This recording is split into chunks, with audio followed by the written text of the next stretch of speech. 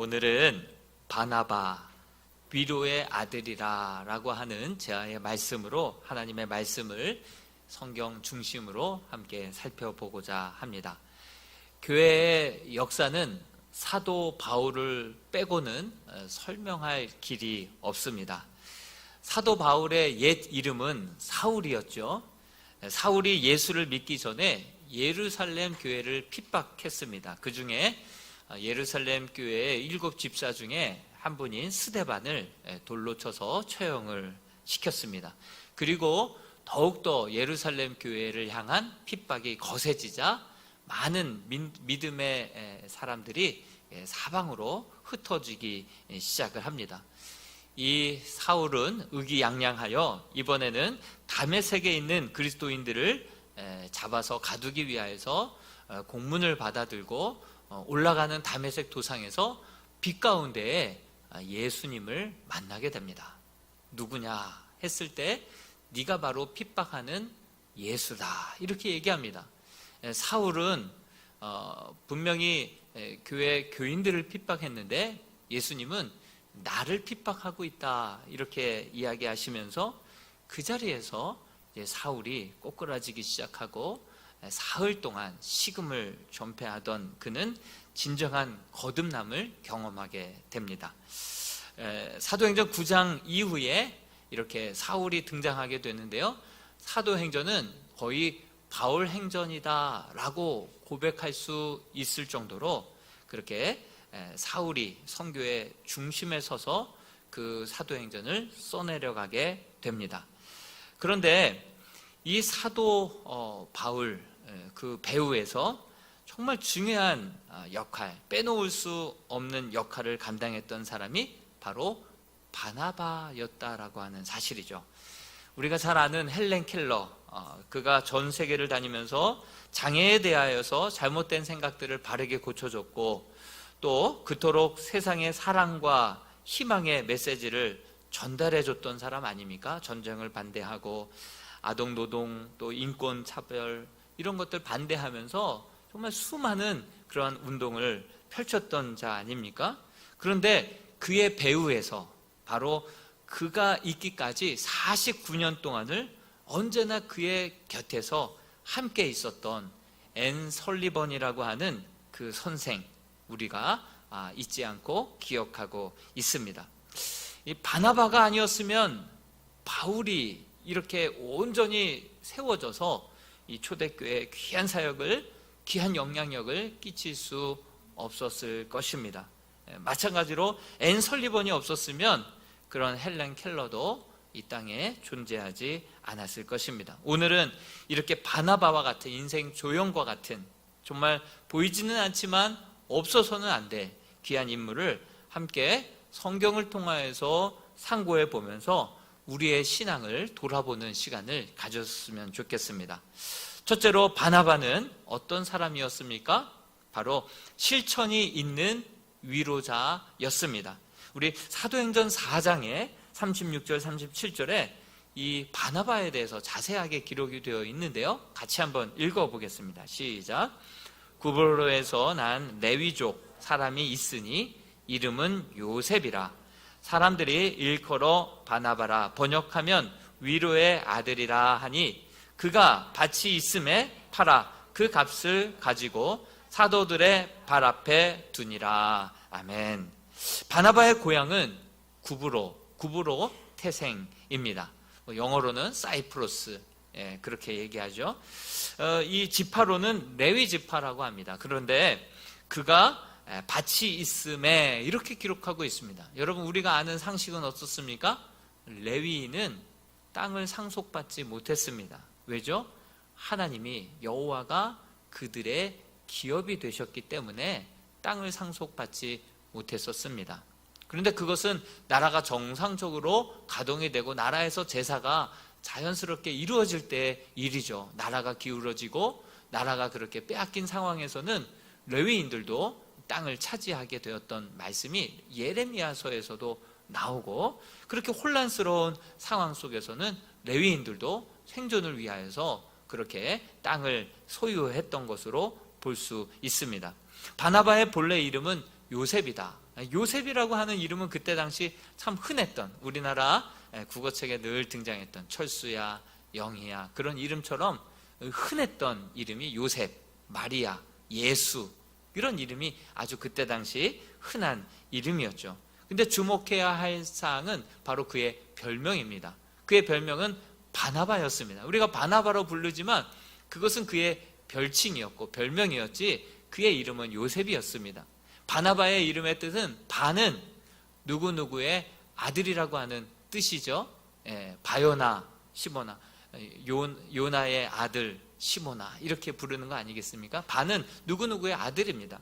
그러므로 이 나바는 바로 위로라고 하는 뜻이거든요. 그러니까 바나바 합치면 위로의 아들이다라고 하는 뜻을 가지고 있습니다. 이것은 어디까지나 자기가 자칭 나는 위로자야 이렇게 말한 것이 아니라 사람들이 그의 삶을 바라보건대 저 사람은 정말 많은 사람들을 위로하는 위로자야, 이렇게 자칭이 아니라 타칭으로 붙게 된 별명이었다라고 하는 사실이죠.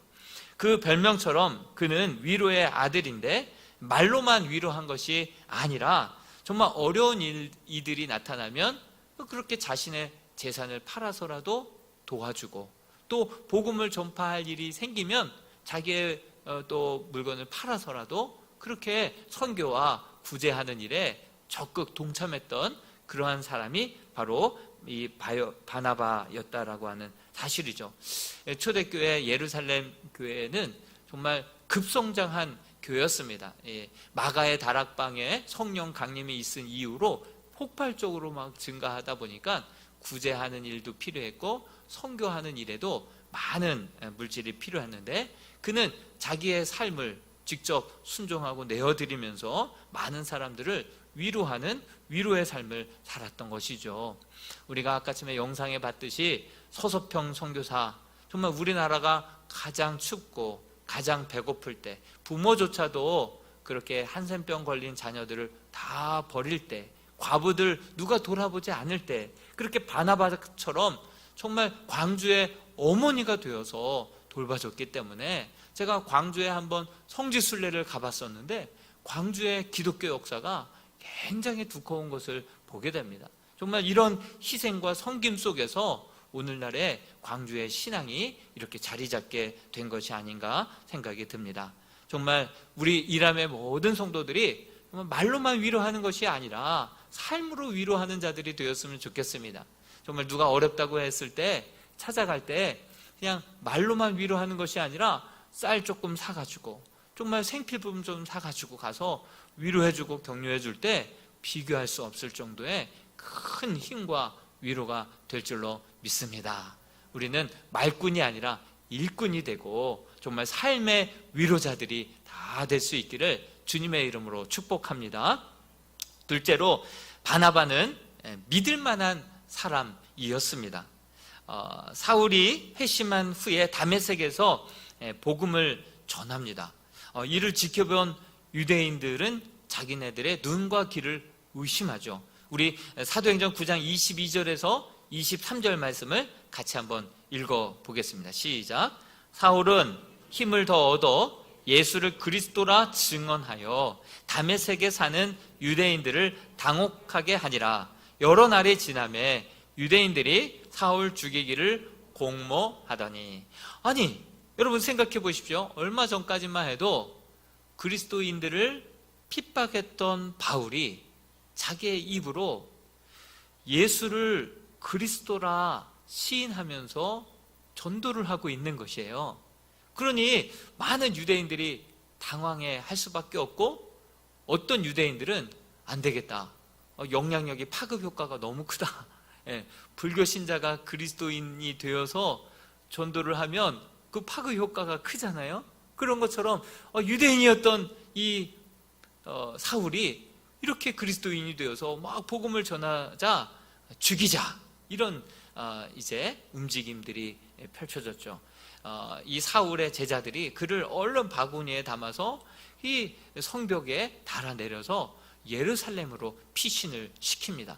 예루살렘에 도착했던 이 사울은 정말 그토록 자기가 핍박했었던 예수님의 제자들, 사도들을 만나자 너무 반가워서 정말 사귀고자 했었습니다. 여러 번 사귀고자 했었는데 그들이 어떻게 반응합니까? 사도행전 9장 26절 말씀입니다. 사울이 예루살렘에 가서 제자들을 사귀고자 하나 다 두려워하여 그가 제자됨을 믿지 아니하니. 이건 분명히 숨기고 들어와서 더 많은 사람들, 이 아지트를 알아내고 많은 사람들을 속출해서 이들을 다 잡아가려고 하는 걸 거야. 믿지 않았던 것입니다. 이때 등장했던 구원 투수가 바로 바나바였습니다.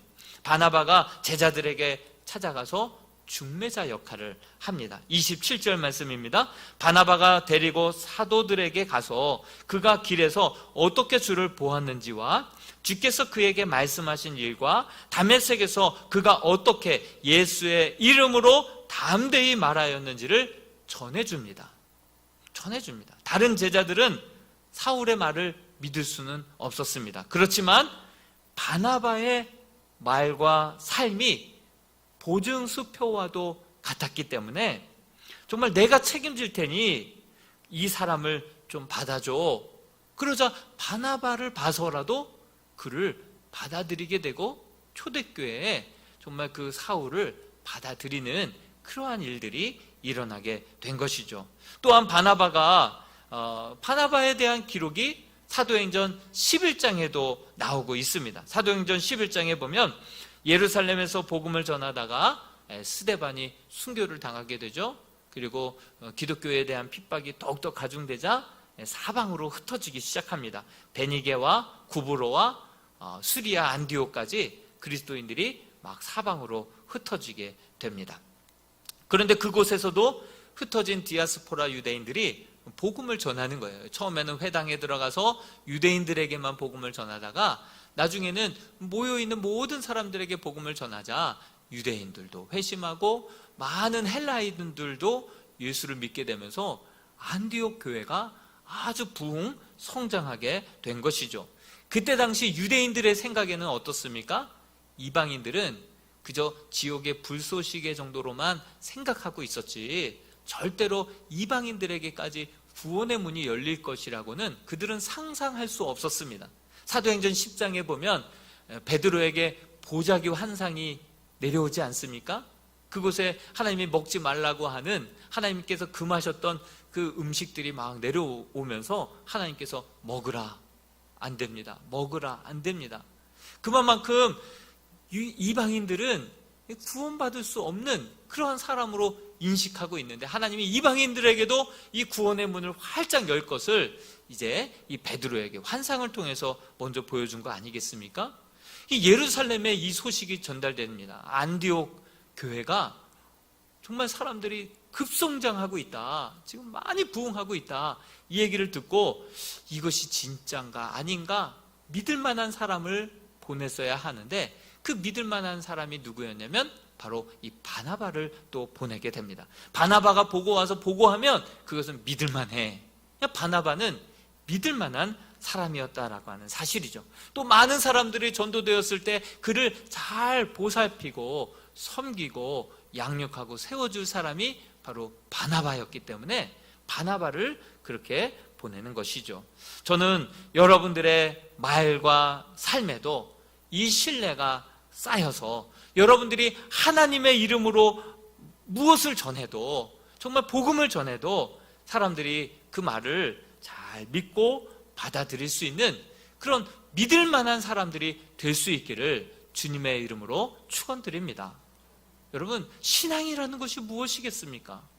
정말 하나님 앞에 사람들 앞에 믿을 만한 사람이 되는 것, 이것이 진정한 신앙 아니겠습니까? 오늘날에는 그리스도인이라고 불러대는 사람이 거의 보기가 어렵습니다. 개독교라고 그렇게 지칭을 하죠. 그만큼 우리들의 삶에 신뢰를 잃어버리고 있는 것이 아닌가 깊이 생각을 해보게 됩니다. 셋째로 바나바는 믿어주는 자였습니다. 믿어주는 자. 우리 사도행전 11장 25절에서 26절 말씀을 같이 한번 읽어보겠습니다. 시작. 바나바가 사울을 찾아 다소에 가서 만남에 안디옥에 데리고 와서 둘이 교회에 1년간 모여 있어 큰 무리를 가르쳤고 제자들이 안디옥에서 비로소 그리스도인이라 일컬음을 받게 되었더라. 아멘. 그렇습니다.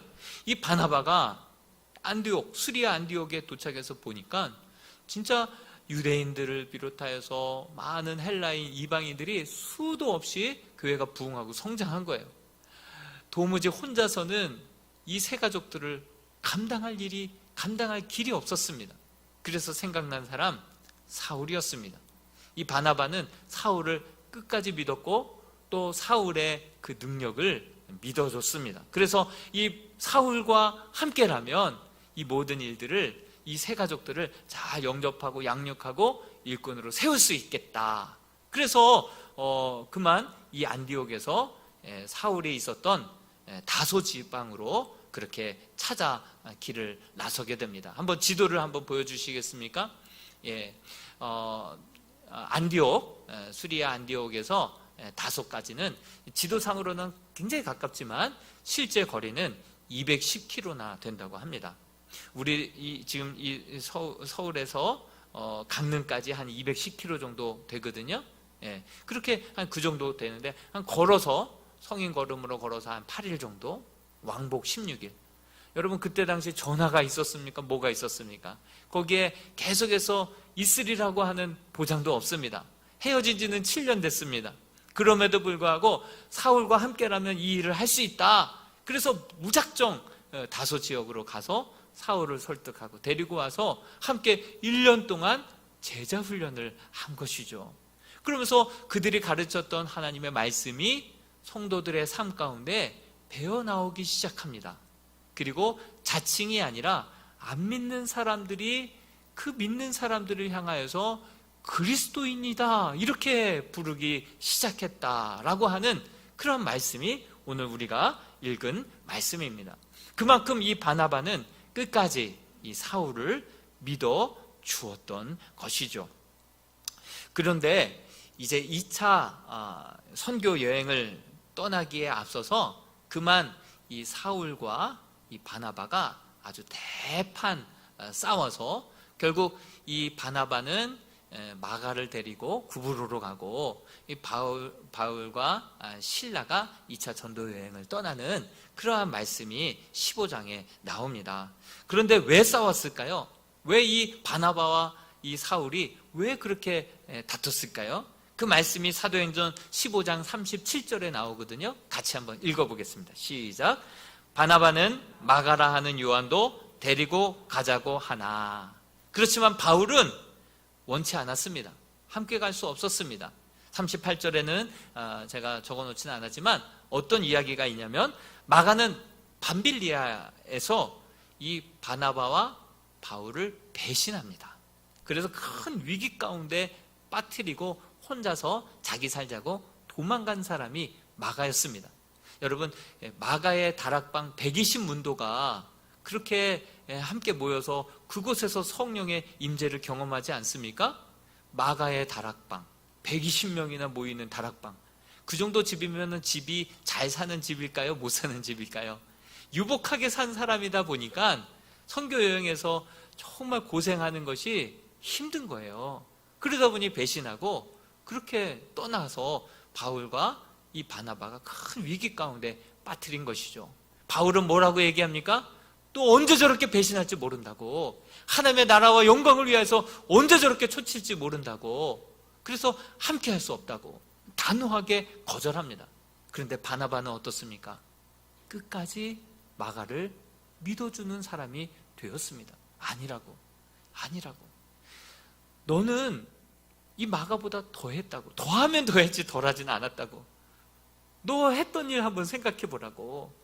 그러면서 끝까지 마가의 편을 들어주고 마가와 함께 구브로로 2차 선교 여행을 떠났던 자가 이 바나바였다라고 하는 사실이죠. 결국 이 마가는 어떻게 됐을까요? 우리 디모데후서 4장 11절 말씀을 같이 한번 읽어보겠습니다. 시작. 누가만 나 바울과 함께 있느니라. 내가 올 때에 마가를 데리고 오라. 그가 나의 일에 유익하니라. 아멘. 사도 바울이 노년에 쓴 성경이 디모데 후서입니다. 노년에 감옥에 갇혀서 외롭고 고독하고 힘들 때, 그때 그렇게 누가에게 편지를 써서 누가만 지금 나와 함께 있다라고 이야기하면서 바로 네가 올 때, 디모데야 네가 올 때 이 마가를 꼭 데리고 오라, 그렇게 그에게 편지를 써서 나의 일에 유익한 자다라고 얘기를 하고 있습니다. 바울은 노년에 꼭 마가를 데려오라, 나의 일에 유익한 자가 된다라고 그렇게 고백할 정도로 마가가 놀랍게 변화된 것이죠. 또 베드로전서 5장 13절에 보면은 이 베드로는 마가를 나의 아들이다, 이렇게까지 묘사를 하고 있습니다. 신실한 마가로 변화된 것은 끝까지 이 바나바가 이 마가를 기다려주고 그리고 믿어줬기 때문에 이런 놀라운 하나님의 위로자가 될 수 있었다라고 하는 사실이죠. 또 전승에 내려오는 이야기에 의하면 이 바나바는 예수님께서 누가복음 10장에 보면 70인 제자 파송을 하지 않습니까? 그 70인 중에 한 명이 바나바였다라고 말하고 있습니다. 그렇다고 한다면 같은 예루살렘 교회에 7 집사로 뽑혔던 스데반, 이 스데반과 바나바가 잘 아는 관계였지 않겠습니까?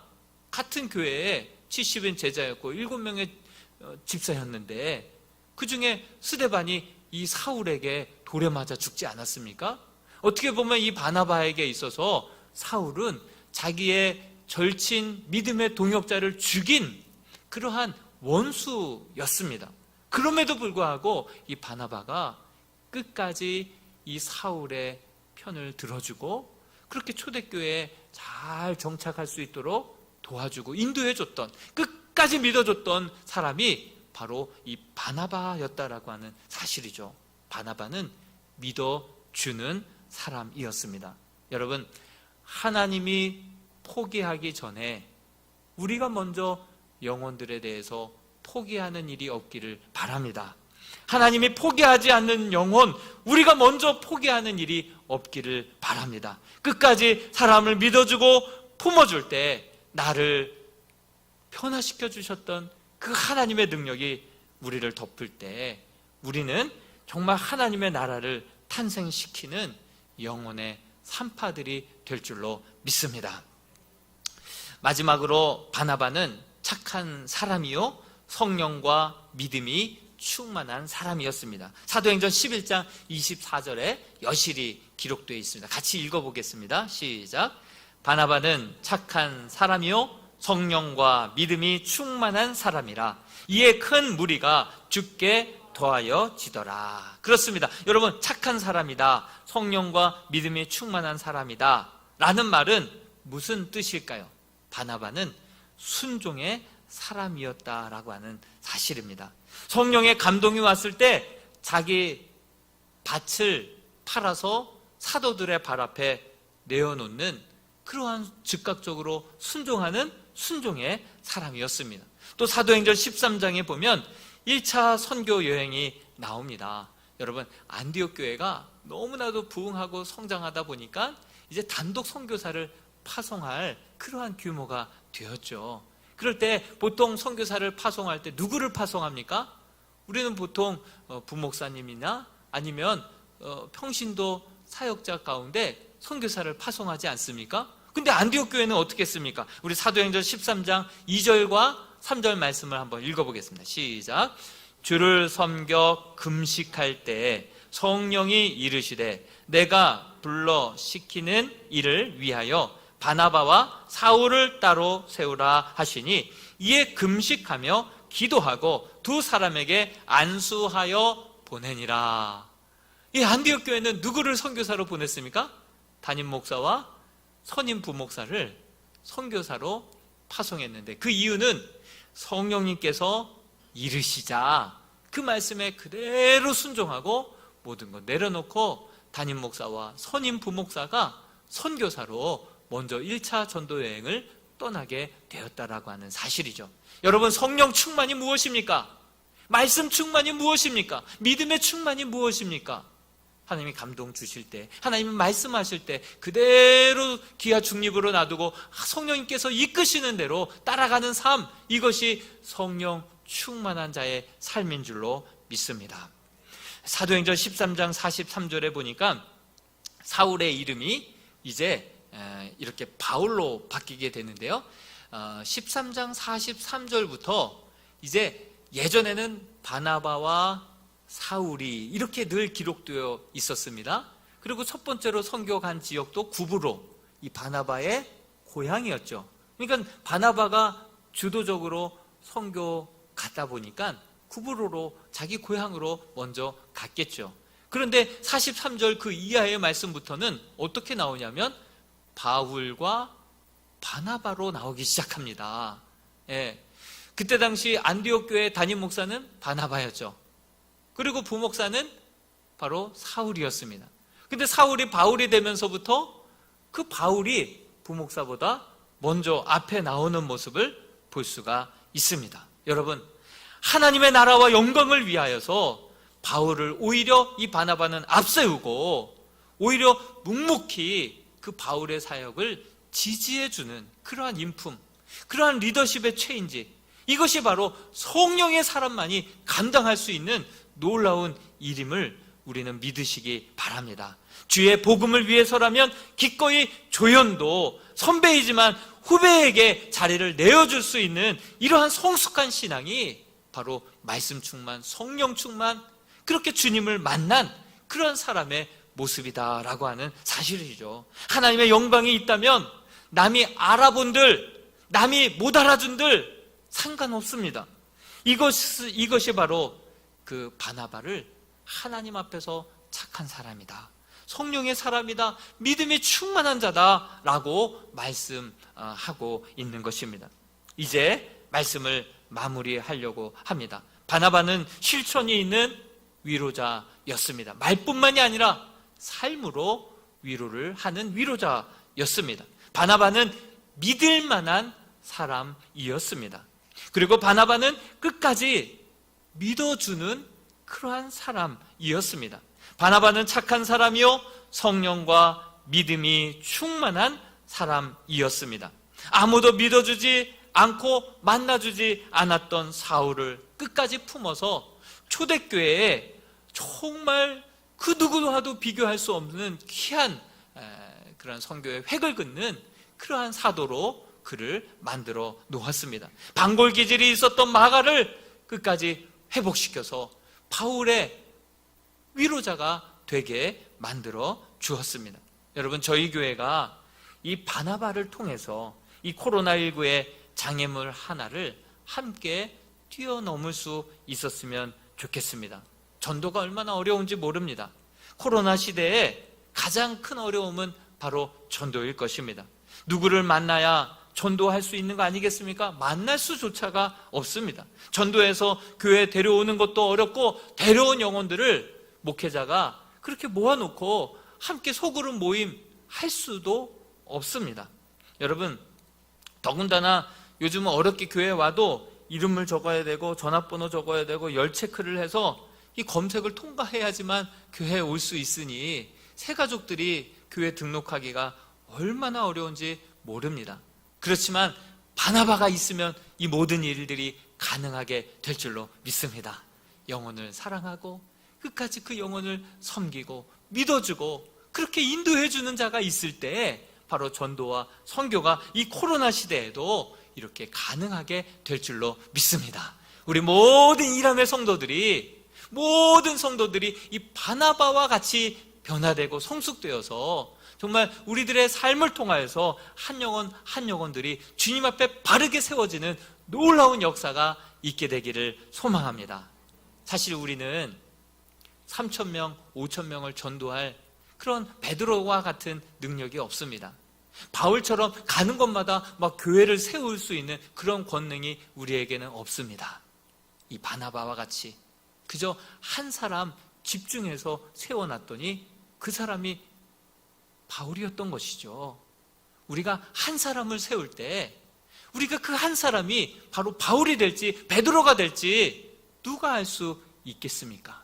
그저 한 명을 주님의 마음으로 온전히 전도하고 잘 세워놓을 때 그가 한국교회 획을 긋는 귀한 전도자가 되고 목회자가 되고 선교사가 될지 누가 알 수 있겠습니까?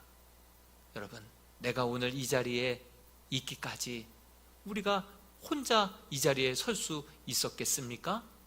누군가 보이지 않게 누군가 나를 위해서 기도해 주시고 섬겨 주시고 기다려 주시고 인내해 주시고 헌신해 주셨기 때문에 오늘 내가 이 자리에 있게 된 줄로 믿습니다. 우리 또한 누군가에게 바나바가 되어서 끝까지 믿어주고 그를 세워줌으로 말미암아 하나님의 나라가 한 평이라도 확장될 수 있게 되기를 주님의 이름으로 축원드립니다. 바나바 사역 어렵지 않습니다. 그저 정말 주일날 그렇게 바나바로 한 명씩 매칭이 될 겁니다. 30대부터 70대, 80대 은퇴하신 분들도 지원 가능합니다. 지원하시면 그분의 연령층에 맞게끔 바나바 한 명씩을 붙여드릴 것입니다.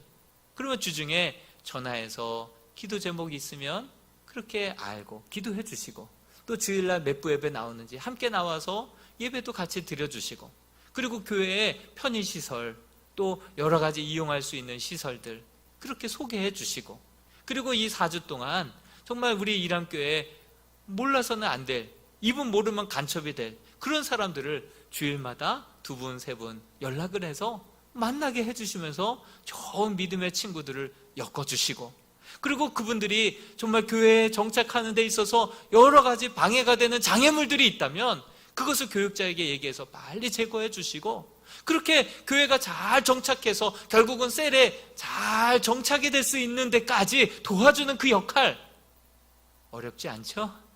그 역할들을 잘 감당할 수 있는, 은퇴하신 분들도 가능합니다. 30대부터 40대, 50대, 60대 남녀노소 다 가리지 않고 한 번씩 지원하시면 영혼 사랑하는 마음만 있고 그 영혼을 위해서 정말 진심으로 섬겨주실 수 있는 분만 계시다고 한다면 누구나 이 사역 감당하게 될 줄로 믿습니다. 우리 이람의 모든 성도들이 바나바가 되어서 멋지게 교회를 함께 세워나가는 이람의 복된 성도들이 될 수 있기를 주님의 이름으로 축원드립니다.